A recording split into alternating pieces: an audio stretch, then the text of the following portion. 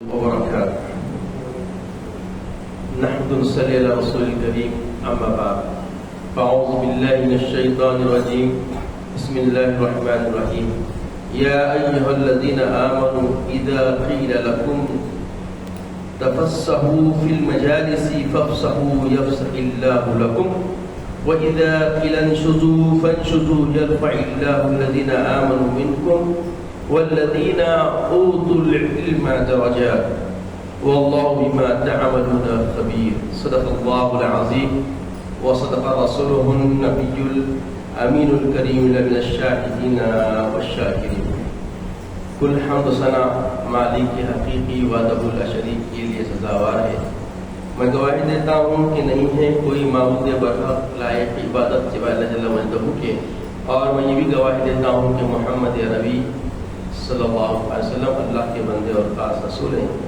صلاۃ والسلام نازل ہو ہمارے آقا نامدار حضور تاجدار محمد عربی صلی اللہ علیہ وسلم پر، آپ کی آل پر، آپ کے اصحاب پر، بزرگان دین بلاد اسلام. پچھلے جمعہ ہم عنوان باندھے تھے مجلس کے آداب، جس میں ہم دو روایتیں احادیث شریفہ کی سماعت فرمائے اور آیت کریمہ، اور آج بھی میں اسی آیت کریمہ کو اپنا موضوع کلام بنایا ہوں. اللہ فرماتا ہے ایمان والو، جب تم سے کہا جائے اپنی مجلسوں میں کشادگی پیدا کرو تو کشادہ ہو جایا کرو. اللہ تمہیں کشادگی عطا فرمائے، اور جب کہا جائے کھڑے ہو جاؤ تو تم کھڑے ہو جایا کرو. اللہ ان لوگوں کے درجات بلند فرما دے گا جو تم میں سے ایمان لائے اور جنہیں علم سے نوازا گیا، اور اللہ ان کاموں سے جو تم کرتے ہو خوب آگاہ ہے اور جاننے والا ہے. عزیز اور بزرگوں، اس آیت کریمہ سے ہمیں حکم دے دیا گیا کہ مجلس میں ہم کس کے متبع رہنا، کس کی اتباع میں رہنا، اور پھر یہ بتایا گیا کہ مجلس جو ہوتی ہے، جو نشست علمی ہوتی ہے، وہ طالب علم کے علم حاصل کرنے کا ایک راستہ ہے. جمعہ کا مجموعہ ہو، چاہے شب برات کا ہو، شب معراج کا ہو، شب قدر کا ہو، کسی بھی زاویے سے جب ہم ایک جگہ جمع ہوتے ہیں تو اس میں علم سے آراستہ کی ہونا بنیادی مطمع نظر ہونا چاہیے، بنیادی ہمارا فکر کا پہلو ہونا چاہیے. اس کے بعد بھی بتایا گیا، روایت میں آتا ہے ان ابی سعید خدری رضی اللہ عنہ ان النبی صلی اللہ علیہ وسلم قال ایاکم والجلوس بالطرقات. صحیح بخاری شریف کی روایت ہے. حضرت ابو سعید خدری رضی اللہ عنہ سے روایت فرماتے ہیں کہ نبی صلی اللہ علیہ وسلم نے فرمایا راستوں میں بیٹھنے اور بلا وجہ کھڑے ہونے سے بچو. اب جمعہ کے دن بھی یہ بات بتائی گئی کہ صفیں درست کر کے ممبر کے قریب ہو کے، بالکل خطیب کے قریب ہو کے بیٹھنا، یہ آداب جمعہ ہے. اور آنے والوں کے لیے آگے کے لیے راستہ نہیں چھوڑنا تاکہ وہ پلانگ کے آنے کی جرت نہ کر سکے.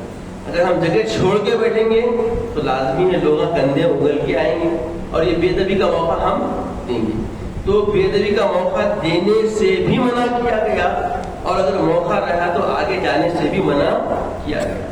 عربی خطبہ شروع ہوتے کیا کرنا ہے؟ جہاں نشست ہے وہاں بیٹھ جانا ہے. آنے والا جہاں جگہ میری وہاں بیٹھ جانا ہے. دیکھنے میں کیا آتا؟ اس ادب کے خلاف لوگ عربی خطبہ ہوتے رہتا وہاں سے پھلانگتے پھلانگتے اندر تک آ گئے.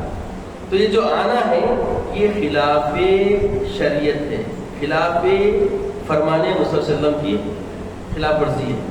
تو اللہ کے نبی صلی اللہ علیہ وسلم نے تعلیم کیا دی کہ جہاں جیسا ہے وہیں بیٹھ جائے. اب مثالیں ہی ملتی بہت ساری.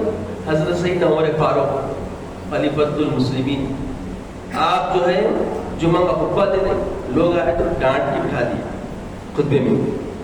وہ عمل ابھی بھی کیا جا سکتا ہے، مگر اگر کر دے تو یہ نہیں سنتے کہ سیدنا عمر فاروق رضی اللہ عنہ خلیفہ ثانی کی سنت نہیں سمجھیں گے اور پوری مسجد میں بے عزتی کر دی ہے. جبکہ ہوتا کیا ایسا کرنے سے؟ مجلس کے سارے مصلیان کرام کو بھی سبق ملتا کہ ایسا عمل کرنا ہے، ایسا بیٹھ جانا ہے، ایسا کوئی نہیں لیں گا. اور میری سب کے سامنے بے عزتی ہو گئی. اب وہ عداوت شروع، دشمنی شروع. جبکہ عداوت دشمنی ایک دوسرے کے ساتھ اناد پروری کی کوئی گنجائش اسلام میں یہ رکھی گئی، اور خاص کر مسجد کے اندر تو ہونے یہ امن کا مقام، یہ کیا ہے؟ امن کا مقام. ہر کسی کو آنے کے بعد سکون ملنا، سرور ملنا، راحت ملنا، اور ان کو یہ محسوس ہونا کہ بار بار مسجد میں آنے کا شوق پیدا ہونا.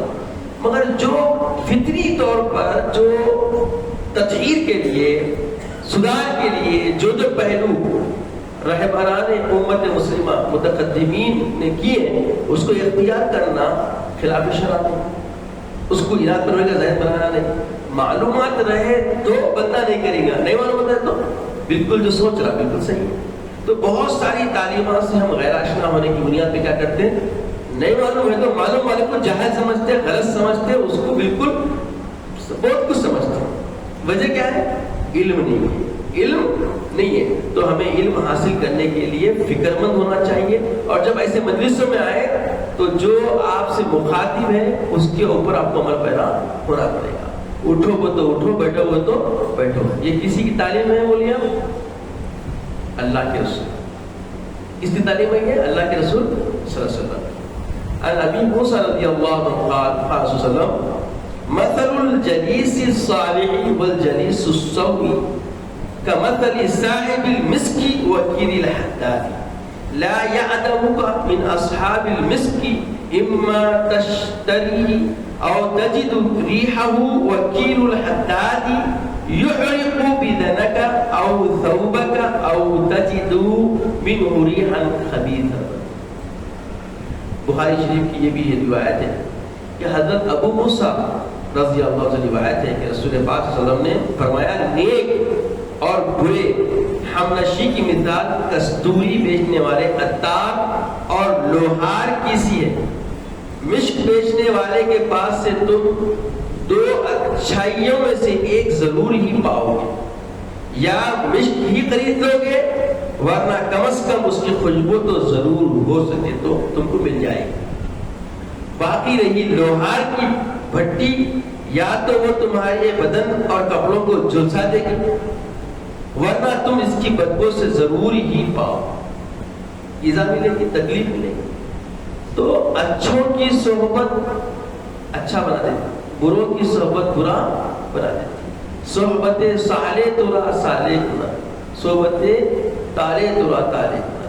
بروں کے ساتھ رہے تو برے بن جاتے ہیں، اچھوں کے ساتھ رہے تو اچھے بن جاتے ہیں. اس لیے کیا ہے، چغل غٹے، کانا پوشی کرنے والے، ملاقاتوں پہ کس کے بھی بارے میں اکسانے والے، یہ جو ہے نا یہ بہت ہی بدترین لوگ ہیں.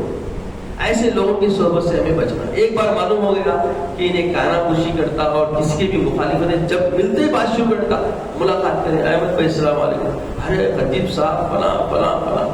احمد بھائی سے ملنا کم کرنا چاہیے. اب ملے حفیظ بھائی السلام علیکم، حفیظ بھائی ارے وہ صاحب کیا معاملہ، ایسا ویسا ایسا. حفیظ بھائی سے ملنا کم کرنا چاہیے. یہ ایگزامپل ہے. اب یہ 2000 یہ نہ سمجھے کہ مسافر پر، چونکہ دیکھیے ایک چیز ہے، جب تک تمثیل نہیں ملی تفہیم جلدی آسانی سے دماغ میں صلاحیت نہیں کر جاتی. تفہیم کے لیے میں ایسا عرض کرتا ہوں، تو اس میں کوئی شخصی طور پہ کسی پہ حملہ نہیں، یاد رکھیں. اب اللہ کے رسول مثال دی ہے لوہار کی اور مشک بیچنے والے. تو مشک بیچنے والے لوہار دنیا میں جتنے آئے سو رسول اللہ صلی اللہ علیہ وسلم کے بارے میں برا بھلے سمجھنا، ارے یہ حقیقت ہے بھائی، مثال دی ہے. یہ کیا دی ہے؟ مثال دی ہے. تو ایسے لوگ جو عداوتیں اکساتے، غیبتیں کرتے، چغلی کرتے، جب ملاقات کرے برا بھلا بولتے رہتے، یہ کبھی اچھے نہیں ہو سکتے. یہ اپنے آپ میں نمازی ہوں گے، تعدد گزار ہوں گے، دین کے کام کرتے ہوں گے، دین کے نام پہ جو نہ پھرتے ہوں گے، سب کرتے ہوں گے، یہ سب پوجا. مگر یہ ایسی ہمت ہے جس کے سارے حسنات کو کھا جاتی، خود کی کھاتی کھاتی جس کو سنارا اس کی بھی کھا جاتی. اب کھلاؤ یا کھاؤ، کیا کرنا ہے سوچو. یہ واضح ہے، سمجھے. پھر اور ایک روایت ابھی سعید سے روایت ہے، فرماتے ہیں کہ قال سمیعت رسول صلی اللہ علیہ وسلم یقول خیر المجالس اوسعها. آپ فرماتے ہیں کہ ابو سعید روایت ہے، رسول نے فرمایا، فرماتے میں نے سنا بہتر مجلس وہ ہے جس میں زیادہ لوگوں کا بندوبست ہو، جہاں جگہ ملے بیٹھ جائے. کثرت سے لوگ ہوں یہ اچھی مجلس ہے، مگر جہاں جگہ ملے وہاں بیٹھنا، منکسر المزاج رہنا. سب ارے میرے کو یہاں بٹھائے، میرے کو محراب کے قریب جانا تھا، میں پیسے زیادہ دیتا ہوں، یا میں فلاں ہوں، میں فلاں ہوں. یہ ذہن لے کے آنا مجلس میں یہ ایمانی تقاضا نہیں. ایماندار لوگ کیسے ہوتے ہیں؟ جہاں جگہ ملی وہاں بیٹھ جانا. اب تمہارے لیے کوئی خصوصی معاملہ ہوتا ہے اور آپ آ کے مجلس کے لیے خیر کا ہے یا مجلس کے لیے آپ کی کچھ وقت ہے تو وہ آپ کو مقام مل جاتا. کئی مرتبہ ہوا، یہ تقیہ پسندی نہیں، یہ تعلیمات ہیں. کئی مرتبہ میں آیا پیچھے بیٹھ گیا، احمد بھائی اٹھ کے نہیں ہو صاحب آپ آگے آئیے. چونکہ میں مدعو ہوں، دائی نے بلایا ہے تو دائی کا کام رہتا کہ انہیں میرے مقام پہ بلا کے متوقع کرتا، بٹھا، تاکہ لوگوں کو معلوم ہو کہ یہ آج مہمان خصوصی خطاب کرنے والے. اس کا مطلب یہ نہیں کہ میں خود اپنی چاہ سے چلے جاؤں. دیکھیں تعلیم ہو رہی ہے، واضح حدیث میں ابھی جو الفاظ سنی یہی ہے کہ آپ جائیں مجلس میں، جہاں جگہ ملے وہاں بیٹھ جائیں. زبردستی میں خصوصی ہوں بول کے اپنے آپ سے بتانے کی ضرورت نہیں پڑتی، درپیش نہیں ہوتی، خود بخود آپ کو اپنے مقام پہ پہنچا دیا جاتا. حضرت جابر رضی اللہ عنہ سے روایت ہے کہ جابر بن سمرہ رضی اللہ عنہ سے روایت ہے کہ ہم جب نبی کریم صلی اللہ علیہ وسلم کے مجلس میں حاضر ہوتے تو جہاں جگہ ملتی وہیں بیٹھ جاتے. تو صحابہ کا عمل بھی یہی رہا. ایک نہیں، دو نہیں، تین چار روایت آپ کے سامنے آ گئی. ہر روایت میں یہ بتایا جا رہا جہاں جگہ ملی وہاں پہ بیٹھ جائے. اس میں مزید چندہ کچھ اجرت کر کے اپنے آپ کو کچھ شائن کرنا بتانا مقصود نہیں ہونا. یہ ہر مجلس کے لیے آتا ہے. اب یہ یا ایھا الذین آمنوا اذا قیل لکم تفصحوا فی المجالس فافصحوا، ایمان والو جب تم میں سے کہا جائے مجالس میں دوسروں کے لیے گنجائش پیدا کرو تو گنجائش پیدا کیا کرو، اس کے بدلے اللہ تمہارے لیے وسعت پیدا کرے گا. تو یہ گنجائش پیدا کرو، تم گنجائش پیدا ہو جائے گی. اب مثال کے طور پہ کوئی اہل علم آ گیا، مثال کے طور شیخ الجامعہ آ گیا. اب شیخ الجامعہ عموم عام آدمی میں تو نہیں ہے نا، جامع نظامیہ کے شیخ آ گئے تو ہر کوئی ان کی توقیر کرتا نہیں کرتا، ان کو خصوصی جگہ بنا کے یہاں بلا کے بٹھا دیا. تو یہ جو امر ہے جہاں جگہ ملی مصلی بیٹھ جانا یہ سب کے لیے، مگر اللہ کے رسول کی امتیوں میں کچھ مرتبے ایسے بنا دیے گئے اللہ کی طرف سے، اللہ کے رسول کی طرف سے. وہ ایک تو عالم دین ہے اور عالم شہیر ہے، پھر عالم دین میں بھی ایک اچھا وقار، علماء کے بھی استاد ہے. تو اب ان کے لیے نشست بنائی گئی تو یہ ان کی خصوصیت ہے. اب ان کو خطیب بولنا یا امام بولنا، بھائی ان کے لیے جگہ بناؤ، کشادہ کرو. ابھی جاتا کا حکم سنیے آپ کہ یا ایھا الذین آمنوا اذا قیل لکم تفصحوا فی المجالس فافصحوا، کشادہ کرو، جگہ بناؤ ان کے واسطے. شیخ الجامعہ ہے تو آپ ان کے جگہ اگر دے رہے ہیں تو جگہ دینے والے کے لیے مزدہ سنایا جا رہا ہے، خوشخبری سنائی جا رہی ہے کہ جو گنجائش پیدا کرو گے تو اللہ تعالیٰ تمہارے لیے وسعت پیدا کرے گا. یہ اللہ کی طرف سے پھر تمہارا رابطہ ہو جائے گا. تم سنیں خطیب کی بات، تم سنیں امام کی بات، مگر یہ بات سننے کے عوض میں اللہ تمہارے لیے وسعت دے دے گا. وسعت اللہ دے رہا، اللہ ضامن بن رہا کہ تم سنیں اپنے خطیب کی بات، تم سنیں اپنے امام کی بات. تو اب معاملہ کیا ہو گیا؟ یہ سننے کی وجہ سے جزا انہیں نہیں دے گا بلکہ تمہارا اس کا رب دے گا. آئے آئے کیسی ضمانت ہے دیکھیے. پھر بتایا گیا ابھی شیبہ رضی اللہ تعالیٰ عنہ سے روایت ہے، صدر نے فرمایا کہ یہ فرمانے مروی کہ جب کوئی شخص لوگوں کے پاس آئے اور اس کے بیٹھنے کے لیے گنجائش پیدا کی جائے تو اسے چاہیے کہ وہ بیٹھے جائے، کیونکہ یہ اللہ رب العزت کی طرف سے ملنے والی عزت ہے جو اس کے مسلمان بھائی نے اس کے لیے کی ہے. اور اگر اس کے لیے گنجائش پیدا نہ ہو سکے تو کسی اور دوسرا جگہ کو دیکھے اور وہیں جا کر بیٹھ جائے. اب جو جگہ نہیں ملی بول کے ناراض نہیں ہونا، جیسی جگہ ملی ویسی جگہ پہ ہمیں کیا کرنا چاہیے؟ نشست سنبھالنی چاہیے. اب اگر جگہ نہیں ملی تو ناراض ہو کے اس کے بارے میں برا بھلا بولنا یا اس مجلس سے جو ہے نا گریز کرنا، ایسی تعلیم نہیں جائے. مجلس میں آنا، مجلس میں آنے سے آپ کو فائدہ ہی ہوتا، نقصان نہیں ہوتا. تو شب معراج کی مجلس میں آپ کو بلایا جاتا ہے تو آئیے.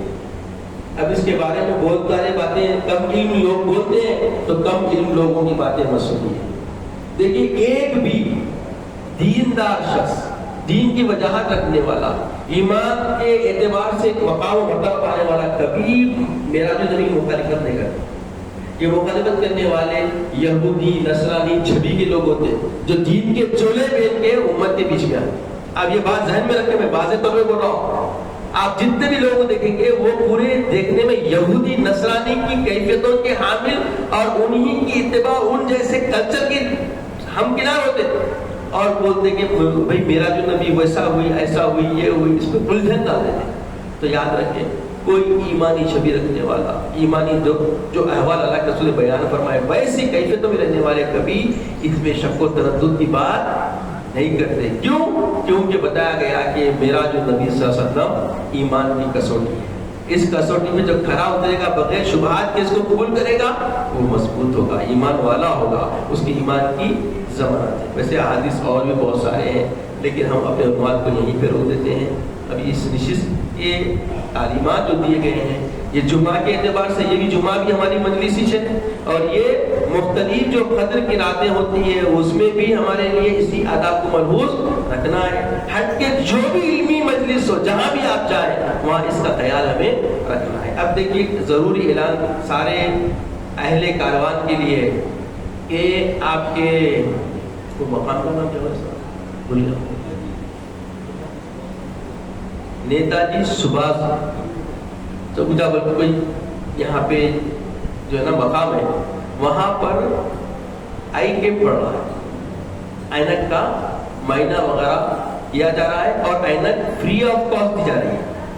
تو آپ حضرات جو حاجت مند ہیں وہ یا آپ کے متعلق ہیں یا جو گھر کے پاس بھی کوئی ہے تو ان تک یہ جمعہ کا پیغام پہنچائیں کہ خطیب صاحب کے زاویے سے ان کے ذریعے یہ پیغام مجلس انتظامیہ نے دیا ہے اہل محلہ کے لیے کہ آپ لوگ اس صبح کو جو بھی مقام ہے اس مقام پر جا کر پیر سے لے کے جمعہ تک، کب سے بولیے، پیر سے لے کے جمعہ تک، ہفتہ اتوار 2 دن یہ کلوز رہتا، بند رہتا.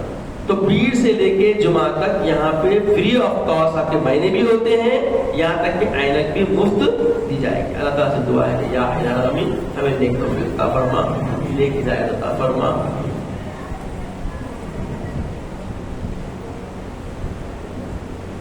اور کوئی ہے کیا؟ اور کوئی ہے قدیم؟ شب معراج جو کل ہے اس کے ضمن میں نماز عشاء 9 بجے ادا کی جائے گی. نماز عشاء کے ساتھ ہی انشاءاللہ معراج شریف کا جو ہے نا جو بھی تذکرہ ہے آپ کے سامنے رہے گا، شاید آخر ہی آپ کی خدمت کے لیے حاضر ہوگا. اللہ تعالیٰ سے دعا کیا الہ العالمین ہمیں نیک توفیق عطا فرما، نیک ہدایت عطا فرما. مولا جو کچھ جمعہ کے ذریعے سیکھا جا رہا ہے اور فکر مل رہی ہے مولا اس فکر راسخہ کو اختیار کرنے کی توفیق عطا فرما اور اس میں چلنے کی توفیق عطا فرما. ہمیں اپنے محبوب صلی اللہ علیہ وسلم کا سچا وفادار وفا شعار امتی بنا دے. مولا ہمیں حبیب پاک کی سچی محبت کی آشنائی عطا فرما. مولا عزت کی اسلامی زندگی عطا فرما، خاتم بالخیر فرما، وقت رضا کی مدد عطا فرما. اپنے حبیب پاک صلی اللہ علیہ وسلم کا دیدار عطا فرما. سبحان اللہ و بحمدہ، سبحان اللہ العظیم والحمد للہ. جو حضرات